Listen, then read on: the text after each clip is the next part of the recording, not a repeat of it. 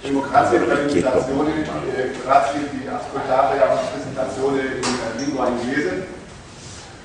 Io vengo dalla Svizzera e sono dell'azienda Resonant. We have a very long experience in this kind of resonance testing machines. Normally in your daily life you want to avoid any resonance because resonance gives a lot of problems. And the company Resonant is a company who has done about 40 years of experience in working with the resonance principle. And I want to give you a little bit information about these testing systems and as well talk as well about the limitations. Then I want to explain with the resonance principle to show the main applications. I have only 2-3 examples where we use normally these machines. A lot of other examples are possible too. We are working as well in pre-tracking of fractal mechanics samples and in crack propagation tests, for example for EAEM tests. Then I give a short comparison, technical comparison between servo hydraulic systems and resonance machines, and a brief information about the cost. So the idea of the resonance machine is not very new, so it's a very old system. Already in 1938, the engineer, Swiss engineer Mr. Russenberger invented a driver force with rotor italiano. And the main principle of this machine is that we are working with resonance. Today the machines are a little bit different because more and more as well a component test. In other times was mainly for standard samples. We profit if we are looking for a resonance frequency of the machine, of the system, together with the test sample. We have a very high amplification of energy input. So with a very low energy input, I can reach very high levels. This combined with the fact that with these materials and with some conceptual studies how I design a machine, this machine can have frequencies between 50 and 250 Hz. So the principle of a resonance machine, I have a peak mass, I have a specimen and a gripping device, which is a constant, spring constant, and then I have a variable mass on the top of the machine. The basic mass has to be very high, that we have no movement on the ground, on the floor. So the frequency is a result of combination of masses and of stiffness. In real life, there are a lot of different R ratios, combination of static and dynamic loads. So the principle is that there is one static preload which can be 0 or can be up to the maximum capacity of the machine. And in addition to the static load, you apply a sine wave driven by a magnet energy. So the magnet gives the energy to the system to do dynamic load.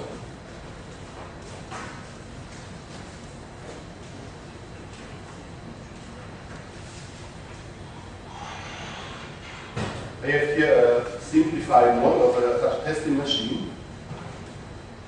So if I move now here on the dynamic drive with a magnet, I transfer the oscillation to the specimen, which is here in the middle of the machine. If I add masses,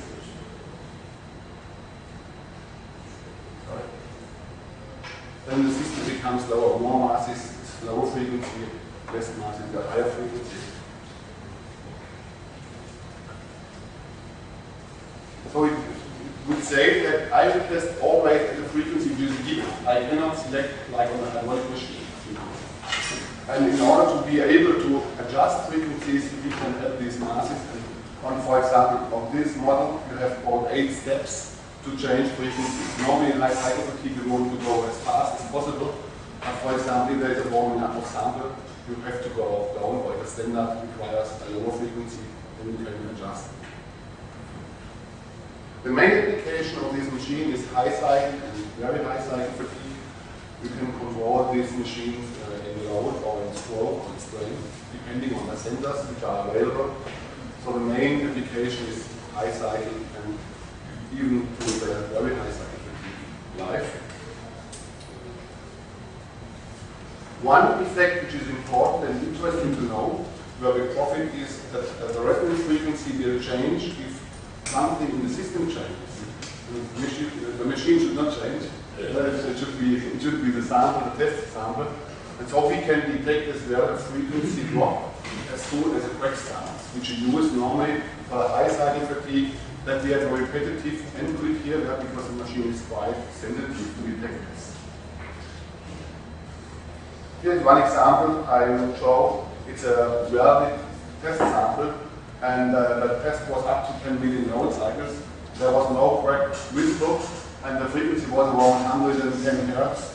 So it means we had at the 10 million load cycle no rupture, but we had already a frequency drop of more than 3 Hertz, which shows that the damage was already there, and it was only about 1 or 2 million load cycles, which you could go more until the rupture of the sample. I have brought one other example. This is an automotive test sample to test the different methods of welding in the automotive industry. And in this case it was under corrosion, but normally there's a standard test with this sample. It's now in the whipping device. Normally this test is in load control, and the end until now is normally by change of stiffness. So there are some sensors, stroke sensors, and if the stroke achieves a certain limit, then the test stops, which would normally correspond to a stiffness decrease of about 40%. I have here some results of the University of Paderborn. They have done with this sample different kind of methods of welding, and they have as well different kind of connections. This one is an example, connect these two parts in this direction and this in the other one, and it shows really that for high cycling fatigue, first the combination of these two parts is very important how to do it, to have a fatigue life which is quite increased. Another example is here we have compared these two combinations as before, and in addition it has been 3 different methods of welding. So metal inert glass was in this case the best procedure for this specimen, and as well the best for this kind of sample. And the second best possibility was laser welding, and the electron beam gave the lowest fatigue results. So for such a test, you need about, for each kind of welding, about 50 to 20 samples to have a certain probability of fatigue life. So it needs about 60 to 80 samples only for doing this test, up to about 5 million load cycles. The test on this sample is that at the beginning of the test you have a certain setting effect. So the frequency goes a little bit up, and then it's stable, and this frequency is now taken to detect a crack in the sample. Instead of a sensor of stroke, they have tried to use as well another criterion, which was the frequency. So the stiffness sensor, which was the stroke sensor, we gave first signal after about 40% of change of stiffness, and by means of the frequency of only 0.1 Hertz, it could be stopped the test quite early because there was already damage in this part. So frequency, so I think it's a little bit different than my case, normally it will be higher. So it could be detected quite earlier by a simple way of frequency to stop the test. Another possibility would have been to measure the temperature of this test sample, because when the break starts, the temperature increase can be detected too. It would be a possibility of, for example, as well as a real machine. If you use it, you cannot use it as a frequency drop, but there could be a sensor to stop the test as early as possible by means of a temperature sensor. Here we have now one example of this rivet, where we had a frequency drop of only 0.1 Hertz, and the weight was around 360 micron, with half a Hertz of difference, or with the same signal that the stroke sensor gave to the operator. It was already near to 1 millimeter. We see here as well a relation of the frequency. This is a crack length, and here we have a frequency change and the stiffness change. That it's a very high correlation between frequency drop and increase of crack length. So it could be found out that these samples can now in the automotive industry to be tested without adding additional sensors for swirl or for temperature to stop the test as early as possible. Here you see the different curves. This is the frequency drop of only 0.1 Hz. This was larger, and this is the frequency drop which was about near to half Hz with the stroke sensor. Another application, because we can use this frequency drop, is to pre-track CT and COD samples within about 10 to 20 minutes. And you can do a test on CT samples only by doing a block program which is reducing the load, not to be higher than the standard allows, the K-max factor, and then you have a test with about 50 to 100,000 load cycles. So pre-tracking test. Third application is a crack propagation studies. For this you need to measure the crack length to control the machine. And so we have different CT samples, COD samples. You want to do maybe delta K constant increasing or decreasing. So all these different test modes are possible. And to measure the crack length, a lot of customers are using, for example, external seal, which can be a potential drop system. It can be as well compliance, which is a clip-on gauge, or break gauges, which are glued onto the samples.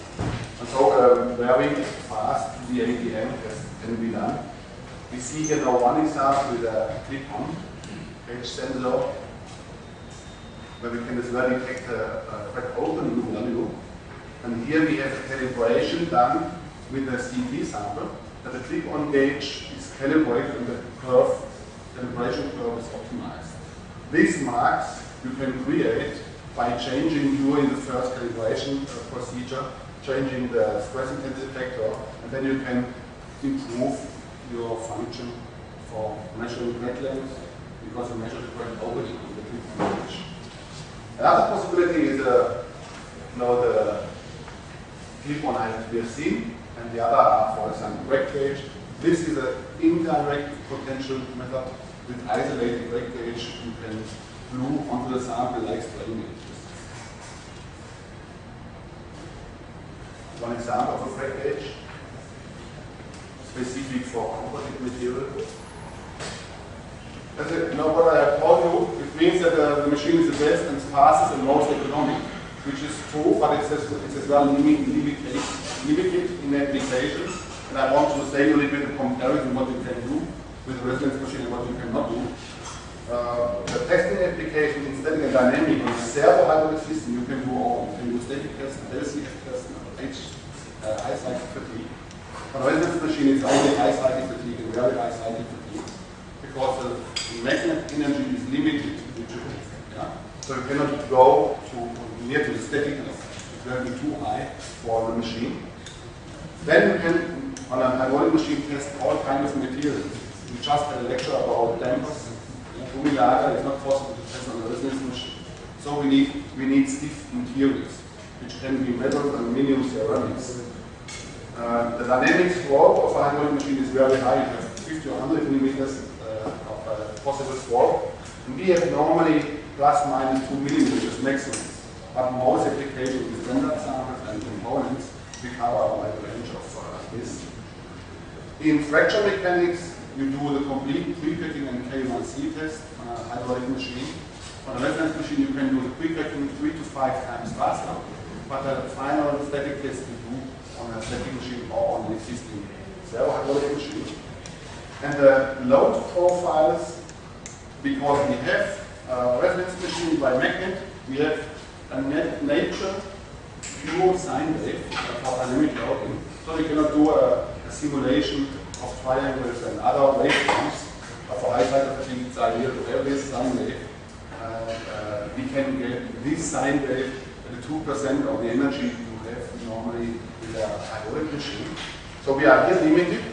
Then the fast frequency is as well a limit. If you have a specimen which wants 10 Hz or more, then you cannot do it on a resonance machine. So the frequency range is between about 35 to 250. So it means hydraulic machines, if the standard one normally goes maybe up to 40, 50 Hz, but you can do any kind of materials. And the resonance machine is about 240 to 250. So the main point is that if an application is possible to do high cycle fatigue or fractional process on a resonance machine, it's the most fastest way to do it, the most economic. So it's about 50 times less energy consumption. It's ecological because there is no big consumption of energy. There is no water, no cooling unit needed. So it's a quite well advanced product, but you should know the limitations of these products too, that you cannot do any test. So it's a complementary equipment to existing servo-hydraulic machines, but you can save a lot of time and money. And to see a little bit what is, well, you can save money. Time, I told you, the frequency range saves you time. And this saves you money because the investment, let's say, if it's a higher capacity than 100 kilonewton, then a hydraulic machine, including all accessories and pumps, is more expensive. The consumption of the energy is 50 times less. And there is no additional power pack and cooling unit needed. So it's no cost and no space needed for these things. And another nice point is that they are running for 40, 50 years without any maintenance. There are still machines in the market which are 50 years old from Amsler up to boom. And so the limitation, I hope I have given you the limitations, but the advantages are quite good for having a complementary equipment. And I thank you for your attention, and I wish you a good luck.